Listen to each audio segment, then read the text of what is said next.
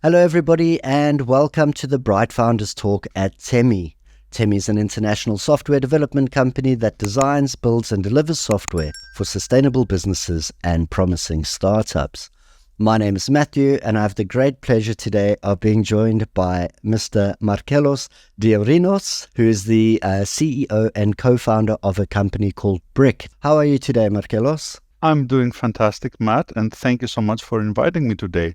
It's a pleasure to be talking to you and, of course, to the audience. Fantastic. And thank you, obviously, for taking time out of your day to be with us. So we'll start off nice and easy. Markellos, can you tell us a little bit about yourself and what it is that you do? Hey, that happens to be my favorite subject. Very good question.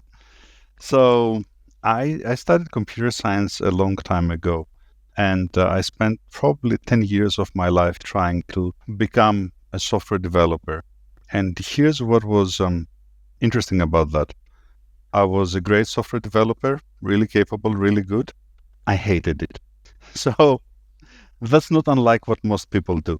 We choose a vocation one way or another, we land into it, and then it takes actually quite a bit of courage. And people called me crazy when I wanted to change things around, to actually do things that make you feel great, where you feel you're valuable.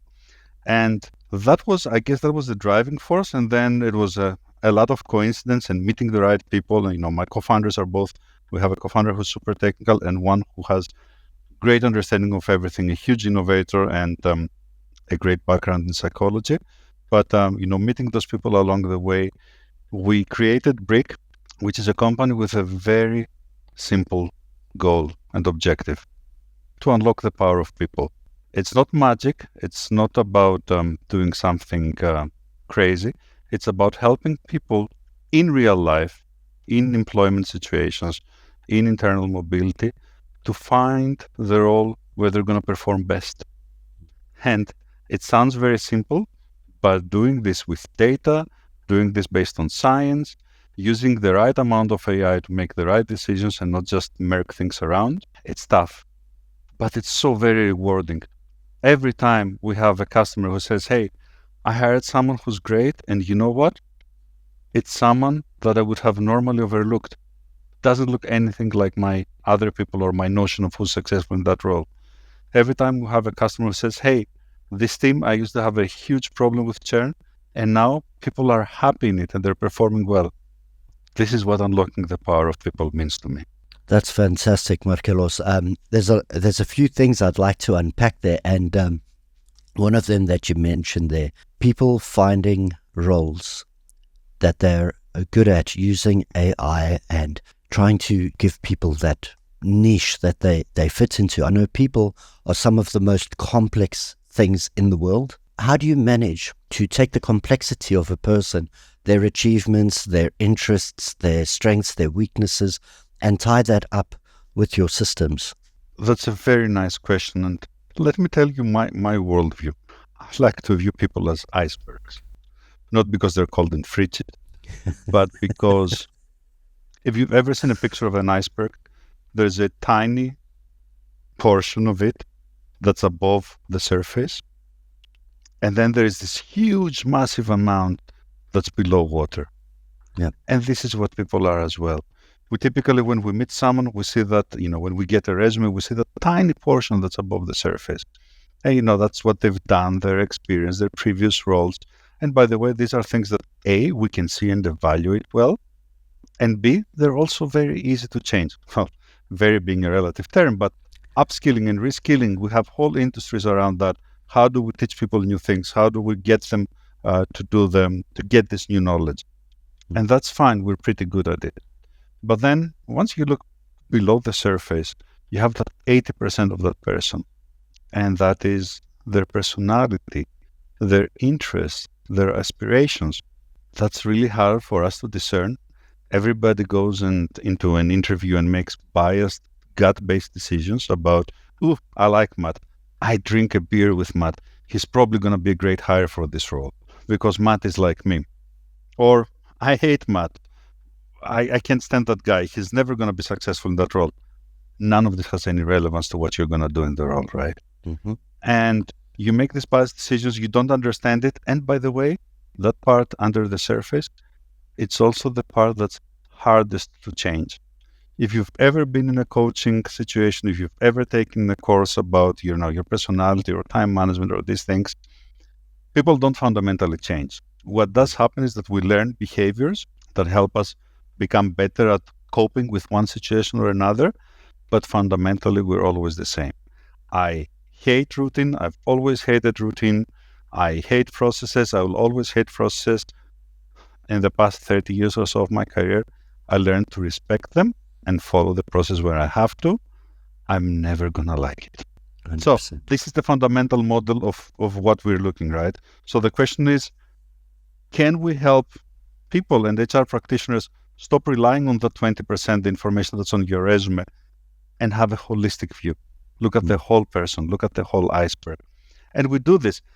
It's actually easier than we thought. When we started this, we said this is a daunting task, and we started by the stuff that's below the surface. We looked at science, and it's really, really important here. There are so many tools that sound good, but have no scientific base whatsoever. We took science, we made sure that everything that we do, we rely on psychometrics. It takes only 15 minutes to understand who someone is.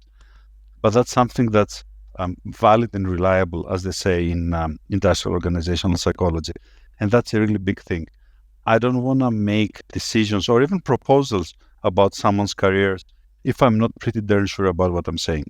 Is it ever going to be 100%? Never. But we can get pretty high up in terms of our accuracy. So we'll take this 15-minute assessment. We'll understand who people are. We'll take the resume. We'll parse it. We'll understand what they've done and what they can do. And those are fairly simple things. And then we'll look at all together and we'll go on the other side and help the employer. Because you know what? It's not only the employee who doesn't know what the role looks like. It's also the employer who doesn't necessarily have an idea of who's going to be my next great account manager. And sometimes you'll go and you'll find psychometrics that says, oh, we have a solution account manager assessment, which we developed 10 years ago and we probably validated last time 5 years ago. And we did it with a sample of companies that look nothing like you. Yes. That's part of the challenge, right? What we see is that every role, every company, every situation, they're very unique. So instead of just relying and saying, yeah, okay, I know what an account manager looks like, you go get one like that. What we're doing a lot of times is that we're closing the loop in hiring. And that means that, we assess people, we place them in positions, and then we see how they do. How did they perform over the past 6 months or so? And from that, we're actually molding the definition of what success looks like. We look at people who did well. We look at people who didn't do well in the role. And what's the difference between them? What are the characteristics that are required to make someone successful? That's so immensely powerful, right? We go to customers who hire, say, one of the out of their 3 hires are high performers. And we just look at their data, we look at their existing people, we analyze that. By the way, it's a process that takes us maybe a week. And after a week, give them a norm and say, hey, now this is what works for you. And now they can hire, and they're probably going to get 7 out of 10 good hires. That's a huge win, not only for the employer who's getting great performers, but also for the employees, because people who get placed, no one wants to churn a position. No one wants to land a role where they're unhappy. If you can tell them with a reasonable amount of confidence that, hey, this role is for you, I actually have something to tell people and say, I want you because I know that you're going to be a good fit. And I have a very reasonable understanding of how you're going to do here. And I can make you successful. And that's how we unlock the power of people, right? It's a couple of things. It's understanding them. It's setting the right norms. And it's not relying on what worked last year. It's constantly doing this. This is the first time as an HR solution that we've seen someone do this, closing the loop and making sure that we don't just throw people over the wall and say, hey, I hired a few people, here they are. Yeah. Go nuts with them. But we follow them as they've been hired and we look at what they're doing. It's not nuclear science, it's HR technology. Very simple, but also so powerful. I love that. And I love the fact that you're doing follow-ups as well. I mean, people change. As you obviously know, you get into a role, there's a lot of pressure. Maybe you're nervous for the job. You don't know each other. You have initial impressions and things which can change and shift, and you meet the team and it's a bit different to what you expected. Maybe the hours are longer and these obviously affect how people work. And to have those follow-ups and watch how people mold and where they fit. I mean, that's fantastic. Tell us a little bit about some of the successes. Tell us about some of the progress that you've made over the last couple of years with this. Every customer has been a success, but let me tell you about a couple of my favorite cases. One of the areas where people are treated as fungible is in the call center space, what we still call BPO, business process outsourcing. So if you've ever worked at a BPO company, and many from the audience may have, it's like a factory floor, right? And people are treated as fungible, meaning that, oh, I have an open seat there, let me put that person there. So we went there in one of our customers, who's one of the major BPOs in the world, and we said, are people as fungible as we think? Let's do a little exercise. And we went and looked at, in a site, different customers that they were serving, right? One team was doing customer A, one team was doing customer B, another team was doing customer C. And we created this profile and we said, okay, let's see, all these people theoretically do the same thing for different customers. We found out that there are widely different profiles into what makes success for customer A, for customer B, and for customer C. And once we found it and we said, look, these are the kinds of people you need for this, for that, and for that. They said, okay, so prove that you're right. Let's take people who are not performing in their current team. We took all the people who were performing below and, they'd end up in a performance improvement plan and pretty soon out of the door. And we said, okay, we'll look at this person who's for customer A. They're an okay match for customer B, but they're a great match for customer C. So let's move them there. The other person from customer A is actually an excellent match for customer B. So for every person, we did this simple matrix that says, how well do they fit in each one of these roles? And we move people around. 100% of the people increase their performance. 80% of the people that we placed, and that was a team of 50 people, so there was enough sample, actually were just on our prediction on where they're going to land.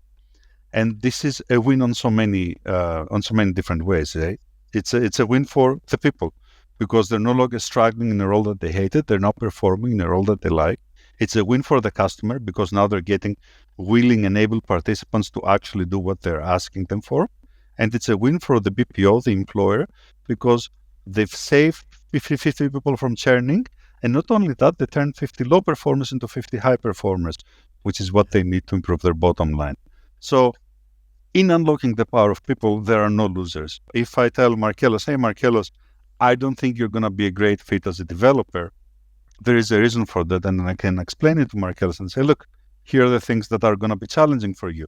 You hate following orders and you hate following rules. And this is a position that requires people, to do all the things with, cross their T's and dot their I's and be perfectionists and so on.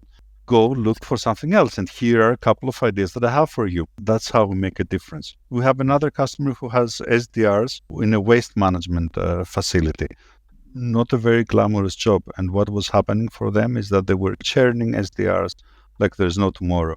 After working them for 2 years, we've actually reduced their overall SDR force to about 2/3 of what they had because the people who are there, they're all performing decently. And the churn was reduced to 1/3 of what they had before. So this is not about size reduction necessarily, but it's about, hey, let's make every decision that we make a wise decision. Not every decision is going to be correct. And I wish we had a silver bullet. That would be so awesome. But look, this is what sets us apart. This is why we're one of the leaders in what we're doing. It's because we go in there and we fix things in ways that are measurable. And that's the whole concept of closing the loop. This is not, an improvement for improvement's sake, where we say, okay, we're going to fix these KPIs and then, your time to hire is going to be so much greater. How has this impacted the bottom line? In no meaningful way. No, it's always about what are the things that are hurting your business.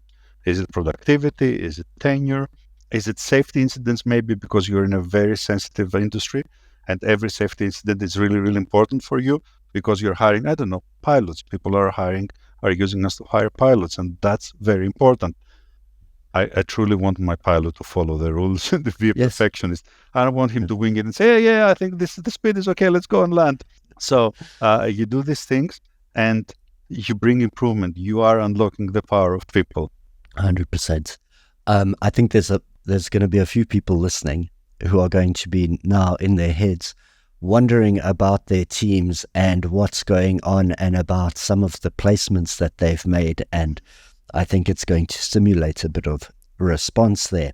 I want to touch a little bit on your geography, and perhaps you can talk about your expansion, from where you started, what your ideas were, and then building that up with your co-founders and the people around you. Can you talk us through a little bit of your growth? The only thing that the main thing that we've realized in growing is that there's always going to be change. When we started, we had a very narrow focus, and we said, let's get one thing right and do it. Let's get an assessment that's valid and reliable so that we can measure things and give them a better assessment tool. And we did that. It took us a couple of years. And as we did that, we realized that, look, we have this tool that gives you great information, but no one has an idea of how to evaluate that information. And then we went into a whole research spree where we looked at, hey, what does it mean and how can we define the role? And we did all this AI and we did the AI and we were very happy with the results. And then we looked at it and said, gosh darn it, our AI is static. It only takes a job description. Are people writing good descriptions? If you're wondering what the answer to that is, the answer is medium to bad. You never have great job descriptions, simply because no one can keep up with the rate of change in an organization. So you're looking at that and you say, okay, so I know who people are. How do I help employees effectively understand what they're looking for, what success is for them? And that's when we developed a whole new dimension, which was, hey, let's go and close the loop and let's go and correlate data from here and there and put them all together and help people define what success looks for them. And let's make this easy, because these are all things that people have been doing before, right? But if you were wanting to do what this process that's called role validation in IO psychology terms, it will probably cost you like $150,000 in 12 months to do a single role. And now this is like, it costs you nothing extra. You just need a subscription to our platform, and it takes you maybe a week. And that week is mostly consumed in telling people, hey, go take this assessment. It's going to take 15 minutes. And, people take their time and do it. Again, these are the things that make you a leader. It's not that we had the best idea to begin with, but we're always striving to improve. And we started with something. We said, okay, this is good. We did it well. What's stopping people from using it now? Let's add another thing and then another thing. And we did all these things. And now we're saying, man, we have a laundry list of ideas. And we're saying, what is it that we can do more to unlock the power of people? How we can serve our customers better? And in my eyes, that's the only way that you can become and remain a leader, by always going forward and saying, hey, we'll do one thing more. And people will say, yeah, but we've never done it this way and we don't want to do it. We've always been doing it the traditional way. And you can't force it on them, but you can show them a better way. And slowly we see that every time we bring something new, people say, we're never going to use this. And a year later, they're saying, oh, we can never live without this. Because this is what change looks like, right? You bring new things, right? And people initially are going to say, I hate this. This is not how I do things. And over time, they're going to adopt it. It's I always like to quote Henry Ford on this. I think it was Henry Ford who said, hey, if we ask people what they want, they're going to ask for a faster horse. That's all they're going to ever ask for. If you ask people who have courage is what they want, they'll say a faster horse. No one's going to say, oh, how about a vehicle that moves itself and maybe uses some other form of fuel? They're not going to tell that. You have to give it to them before they actually embrace and say, man, this is so much better than what I ever had. And this is kind of the innovator's dilemma, right? We used to think that you go and you do a startup and you solve one innovator's dilemma and you're done. You're all set. You now have something magic. But the pace of change these days is so big that every quarter is an innovator's dilemma. What are we going to do next? How are we going to make ourselves better? How are we going to keep excelling? And I'll tell you this, it's not very easy. Keeping your finger on the pulse is obviously, one of the most vital activities any business can do these days. You have a team working with you. How do you make sure that you're there? What are you doing to make sure that you don't fall behind or get lost in this maelstrom of change? The first thing we do is having an awesome hiring process that, guess what it's based on our own technology. And interestingly enough, every time you talk to a founder, they're going to say, hiring people is so important that I've personally hired the first 50, 100, 500 people. And then what about the rest? Then you randomly hired the rest. We've created a tool that gives you a process for hiring quality and hiring the people that are going to help you grow. Our name is Bryq, and it sounds like a brick. Why? Because bricks are the foundational building blocks. If you want to build a house, a factory, you're going to need bricks. If you want to build a company, you're going to need the right people. If the bricks fail you, the whole thing is going to fall apart. If your people fail you, the company is going to fall apart. So we started by creating a hiring process that we diligently use internally. And I always rely on my managers to make their own hiring decisions. I do not have an overview on everyone we hired because I have to trust the process. Once you start having a repeatable process for expanding, essentially bringing in good people, everything else follows. And then we do a couple of things. We listen to our people. We tend to hire people who are smart, and they're going to tell us what to do next. They're going to look at opportunities and say, hey, we need to do this and that. And then there's going to be a lot of internal debate. It doesn't mean that we'll go all directions because there are so many things that we can do at any given time. But we get great input from our own people, so their voices are being heard. And we listen to our customers. We create channels for them to share with them the results. And luckily, in the day we are with SaaS platforms, you have one more advantage, that you have usage data. We see what our customers are doing. Are they using this feature? Are they using that feature? Are they giving us feedback that this or that doesn't work? So you put this all together and you spend an enormous amount of time in educating yourself. It feels that I'm reading and learning way more than I was when I was at school or at the university. Because I always want to listen to one more talk, and I'm listening to people and I have to listen to them critically and say, are they full of it or are they onto something? They're saying that people should do X, Y, Z. Is this like last century's thinking? Or are they coming up with something new? So it's a lot of critical thinking, and you always have to do it, but it cannot be done from a person. So I'd be blatantly lying if I say, oh, I came up with all the good ideas. No. Good ideas came, a few and far between, came from myself. A lot came from our staff, Mado, who's our head of product, Rob, who's our head of sales. They come and they say, customers demand this. And really, some of the great ideas came from our customers who said, I've been having this problem for years. Now, for the first time, I can see a solution that looks like this and that. Can you help me implement it? That's right. That's right. Isn't that also one of the features that we deal with in modern day life? What we design and how people use it are not always the same, and it helps. It opens doors, and there's a lot of creativity out there. I just need that little bit of spark, and it comes through. I'm not going to keep you too much longer. I wanted to speak to you a little bit about your future. Can you tell us about some of your plans without giving away too many company secrets? But what are you looking for? Where do you see things going? Look, we've been at this for 7 years, 5 years commercially. It's been hard. I won't say that every day was easy, but I think all that work has paid off. We have one of the leading solutions in the space, and that's really hard to put together. Now, maintaining that leadership isn't going to be easy. And I always constantly say this to my team.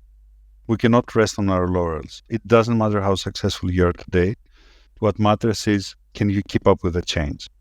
So, we started, and we have a great footprint in North America, where most of our customers are.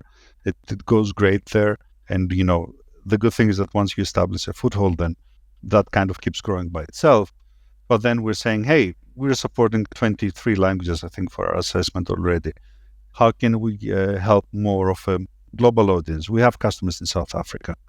We have customers in Vietnam. We have customers in the Philippines. Let's go and do more of that. So how do we expand globally, and how can we keep serving customers globally without losing sight of what's local? Because every time we go into a new market, every time we talk with a new customer, we learn things.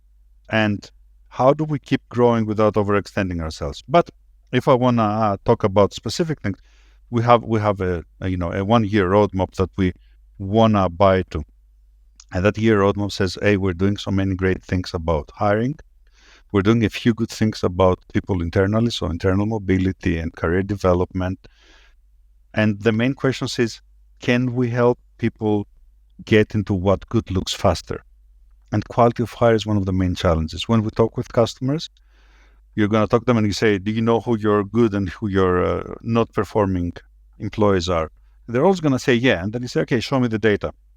3 weeks later, they come and say, we found the data in disparate systems, but it's not that normalized. And in reality, we have to ask people, and it becomes an opinion, and Yeah. that's not great. So there is a challenge with all companies where you hire someone, and at best, you're going to have, a year later when they go through the first performance review, you're going to have a notion of how these people perform. Can we make quality of hire something that comes faster to people when they get a good grasp, even if it's imperfect? Something is better than nothing. That says, hey, Yep. here are people, and I've hired 3 people and 10 people, 100 people, and 90 days later, I love 80 of them. So what did I do wrong with those other 20? How can I not repeat that mistake? The speed of business is constantly changing and accelerating. Unfortunately, it's never decelerating. So by doing these things, we help our customers keep up with trends faster. That's one big thing. And then the other big thing is that I have all these people, I place them right. How do I create better versions of them? Learning Yeah. and development, unfortunately, still to a large extent, is a spray and pray exercise. It's like, okay, let's go and train everyone on this. Let's give everyone sensitivity training. Let's give everyone time management.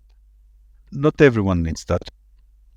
So if I can help people focus and say, hey, Markellos definitely needs sensitivity training. Matt, he's really going to benefit from getting some leadership training because he has a lot of the traits as a leader, but there are 2 things that he's missing. And if I give him training on those things, again, he's not going to change, but he's going to learn how to deal with that better. And that's going to make him a better potential manager. There's this common fallacy where we take our best individual contributors, people who are really good at what they do, and then we turn them to managers. And that's really a flip of the coin, right? Some of them are going to become great managers. Some of them are going to hate it. And from great individual contributors, they're going to turn to mediocre and really bad managers. So even there, we're bringing some light and saying, hey, these people, they can make a great manager. These people, they could make a manager if we invest into their learning and development. And this person, they're never going to be happy managing people because they hate it. So why force them into something that they don't do? Learning and development is a crucial piece of where companies spend dollars. And if we help them spend their dollars wisely and things that benefit their people, you know what we're doing? We're unlocking the power of people. Have I mentioned that before? Love it. I absolutely love it. It's a nice thing that at the end of the day, all these things that you're putting in place are genuinely helping people. Maybe they don't feel right in their roles. Maybe they don't know who they're hiring or why. There's things that you've mentioned before. And, I see it. If I'm managing a big hotel, I might not necessarily know how to hire a chef, for instance, because I've never been a chef. I don't know what I'm looking for. And I know it's a simplified example, but to be able to give people this information and put people where they belong, I think in the long run, it's going to make a massive difference to millions of people at the end of the day. Markellos, can you tell our viewers and our listeners, perhaps, if they're interested, where can they find you? How can they get hold of your company? Of course, we're very, very reachable. The first stop is always our website, which is bryq.com, and that is unintuitively enough spelled BRYQ.com.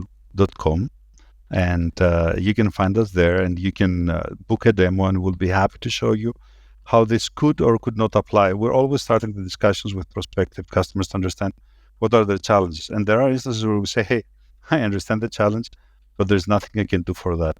Here are the areas where I could help you effectively. And the other place that's I guess it's the new chat place for business people. We are on LinkedIn a lot, both as a company and personally. So I have a very unique name. So if you type Markellos Diorinos, actually spelled with 2 L's, but doesn't matter because there's no one with a name remotely similar. So you're going to land with me. I'll be very happy to connect. I'll be very happy to discuss these items and provide insight. Look, most of our customers are mid-market companies, and they're people who have at least 1,000 people because this is where they have enough volume that they can immediately see great impact on their bottom line. But we've traditionally had, since we started, we have a very small startup program for SMBs because we started as a startup. And if we are successful, if we're a leader, it's because of the way we hired. And we want to share this with other startups. So if you're a startup, don't hesitate, reach out and we'll connect you with our startup program and you can start hiring better tomorrow as well. If you have a few thousand people, even better to connect with us. Fantastic. Markellos, thank you again so much for your time and your insight today. We will be keeping our eye on you, and obviously I wish you all the best for your future endeavors. Thank you for having me, Matt. It was a pleasure talking to you today. And thank you for the audience for spending their time with us today. Absolutely. Thanks, everybody. See you later, Markellos.